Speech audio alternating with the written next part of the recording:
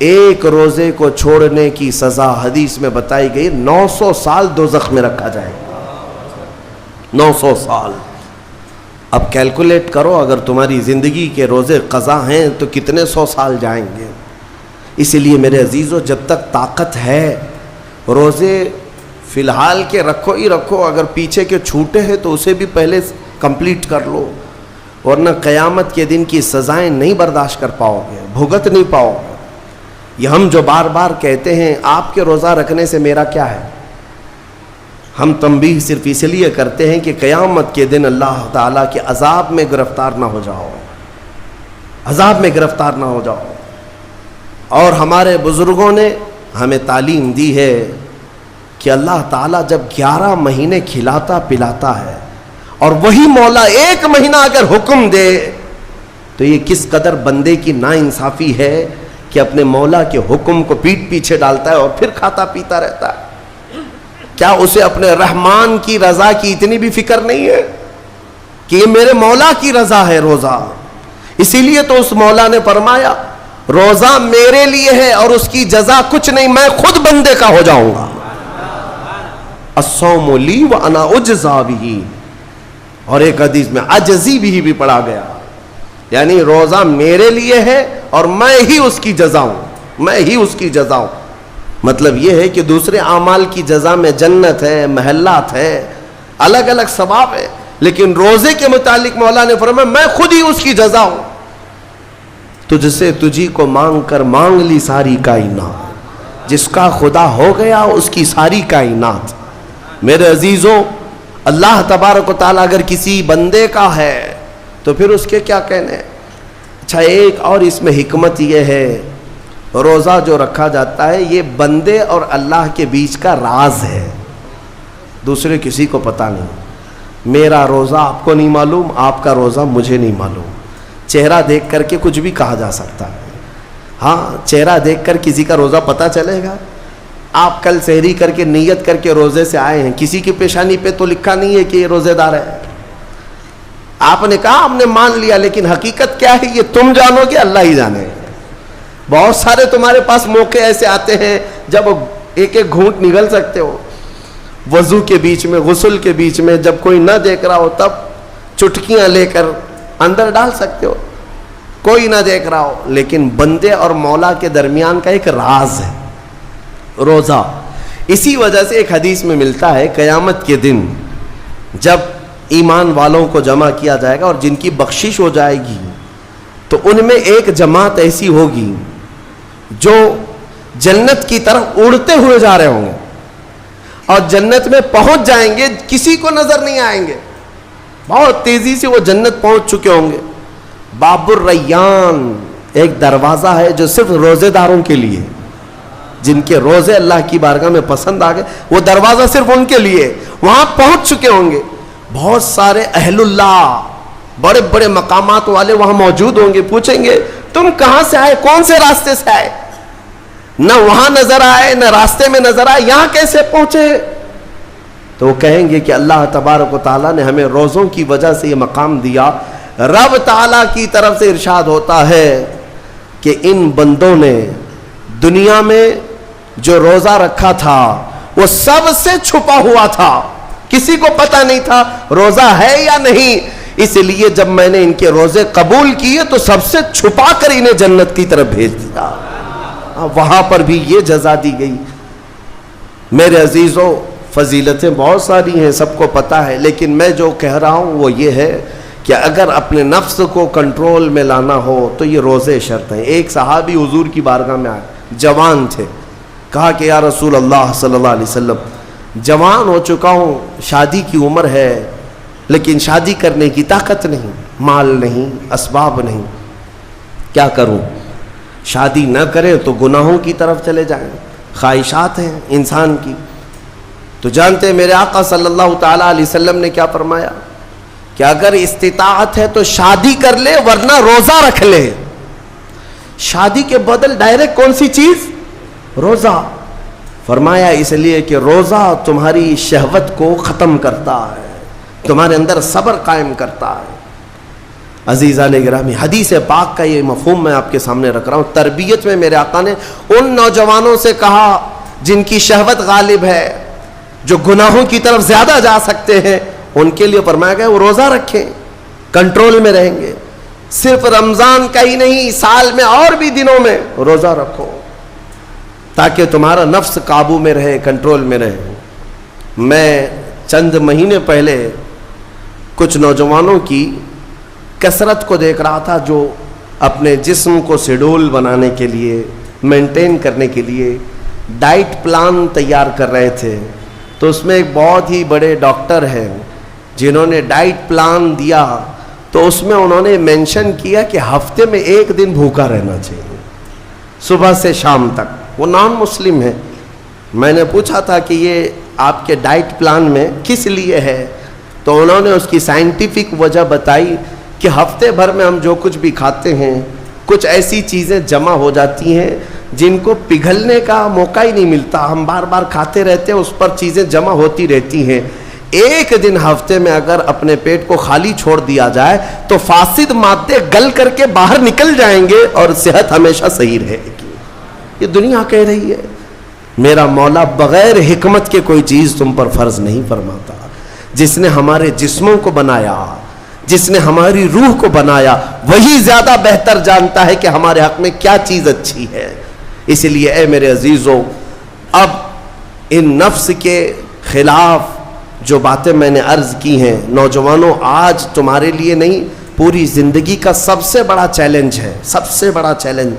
جو اپنے نفس امارہ سے بچ گیا وہ صحیح سلامت دنیا سے چلا گیا، ورنہ موت کے وقت بستر پر روح نکلنے سے پہلے بھی نفس امارہ بہکاتا ہے۔ یہ شیطان کا قریبی دوست ہے، یہ دونوں کی سانٹھ گانٹھ ہے۔ نفس کی اور شیطان کی دوستی بہت گہری ہے، بہت گہری ہے۔ اسی لیے تو شیطان جاتا ہے تو نفس اس کا کام کرتا رہتا ہے، دونوں مل کر کے انسان کو تباہ و برباد کرتے ہیں۔ لیکن اس کے باوجود اگر آپ بچے ہیں تو یہ اللہ کا فضل ہے تم پر، اللہ کا فضل ہے۔ میں بنی اسرائیل کے ایک شخص کے متعلق پڑھا تھا، بڑا عبادت گزار شخص تھا۔ وہ اپنے صومعہ کہتے ہیں جس میں عبادت کرتے ہیں، بنی اسرائیل کا وہ عبادت گزار شخص قریب 80 سال تک عبادت کیا اور باہر نہیں نکلا۔ شہر میں سب سے زیادہ مقبول، ہر ایک اس کے پاس دعائیں کرانے کے لیے آتے تھے۔ اتفاق سے اس گاؤں میں ایک گھر کے 4 بھائی تھے، وہ تجارت پر جا رہے تھے، ان کی تنہا بہن تھی گھر پر۔ چاروں نے سوچا ہم تجارت پر جا رہے ہیں، اپنی بہن کہاں چھوڑیں؟ تو چاروں نے کئی لوگوں سے مشورہ کیا اور بزرگوں سے بات چیت ہوئی تو کہا کہ وہ عابد جو شب زندہ دار ہیں، رات بھر عبادت کرتے ہیں، ان کی نگرانی میں چھوڑ کر، ان کی کفالت میں چھوڑ کر چلے جاتے۔ وہ چاروں آئے اور اپنی تجارت کا سفر بتایا اور کہا کہ ہماری بہن گھر پہ رہے گی، بس آپ دیکھ بھال کریں، اور وہ تجارت پر چلے گئے۔ یہ بہت ہی عبادت گزار شخص ہے بنی اسرائیل کا، بہت عبادت گزار۔ چند دن گزرے تھے کہ نفس نے یہ باتیں باہر لانی شروع کی کہ پتہ نہیں وہ خاتون اندر اکیلی کیا کرتی ہوگی، بھائی بھی نہیں، ماں باپ بھی نہیں۔ پھر شیطان آیا، کہا ارے کچھ تو خیال کرو، تمہارے پاس امانت دے کر گئے ہیں اس کے بھائی، تم اس سے خیر خیریت بھی نہیں پوچھتے۔ آپ نہ جانا اس کے پاس، محض آپ اپنی چوکھٹ سے تو اسے آواز دے کر کے پوچھ لیں کیا چل رہا ہے اس کے گھر میں۔ تو اس عابد نے اپنے صومعہ کی چوکھٹ پر آ کر اس خاتون کو آواز دی۔ وہ خاتون اپنے گھر کے باہر آئی، چوکھٹ پر وہ کھڑی رہی، پوچھا کیسی چل رہی ہے، خیریت ہے، طبیعت اچھی ہے، بات چیت ہوئی، اس کے بعد چلے گئے۔ یہ پہلی بات چیت تھی جس کے بعد اس عابد کے دل میں بات کرنے کا جذبہ اور بڑھ گیا، خواہش اور بڑھ گئی۔ عورت سے بات کرنے کو آج نوجوان یہ سمجھتے ہیں یہ تو فرینڈلی ہے، ہم تو ایسی دوستی میں کر رہے ہیں، تمہیں پتہ ہے یہ بہانے ہیں دوستی اور فرینڈ شپ کے، یہ سب نفس امارہ کی تباہیاں ہیں جو تمہارے دل میں بار بار شہوت پیدا کرتا ہے۔ اب اس 80 سالہ عبادت گزار شخص کا حال یہ تھا، دوسرے دن صبح پھر سے باہر چوکھٹ پہ آیا، اس خاتون کو بلایا بات چیت کے لیے، وہ پھر بات چیت کرنے لگی، ادھر سے بھی بات ادھر سے بھی بات. چند دن گزرے کہ اب گھنٹوں بات ہونے لگی، خیر خیریت چھوڑو، گھنٹوں بات ہونے لگی. عبادت میں بھی فرق پڑ گیا. ایک خاتون کی طرف، ایک عورت کی طرف دل کا میلان بڑھتا چلا گیا. یہ نفس ہے، نفس ہے. جہاں پیٹرول ہو اور پھر آگ ہو، ایسا نہیں ہو سکتا کہ دونوں میں ایک بھی ادھر سے ادھر ہو جائے تو آگ نہیں لگے گی، بھڑکے گی نہیں. میرے عزیزو، اس کے بعد کئی دن ایسے ہونے کے بعد شیطان ایک بزرگ کی شکل میں آ کر اس عابد سے کہا، کیا کھڑے کھڑے بات کرتے ہو، اس کے گھر جاؤ، بیٹھو، تسلی دو اس کو. یہ عابد اپنے سوما سے 80 سال بعد باہر نکلا تھا اور اس خاتون کے گھر گئے اور کھانا پینا ساتھ ہوتے ہوتے یہ نوبت یہاں آئی کہ زنا کر لیا. 80 سالہ عبادت گزار شخص زنا جیسی نحوست میں مبتلا ہو گیا، منہ کالا کر لیا. اب اس کے بعد اپنے سوما واپس آیا. اس کو تو ایسا لگا کہ میں تو مزے میں ہوں، بھائی بھی نہیں ہے اس کے، کوئی نہیں ہے. لیکن اس عورت کا حمل ٹھہرا، وہ حاملہ ہو گئی. اب اس کو ڈر لگا کہ اس کا حمل ہو گیا، کیا کیا جائے. نفس بھڑکاتا رہا، شیطان بھی ساتھ دیتا رہا.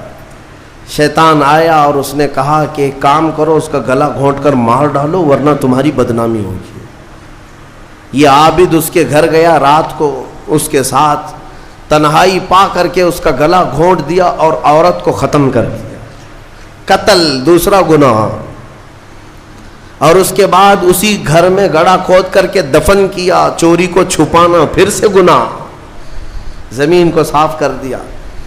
واپس اپنی عبادت گاہ میں آیا.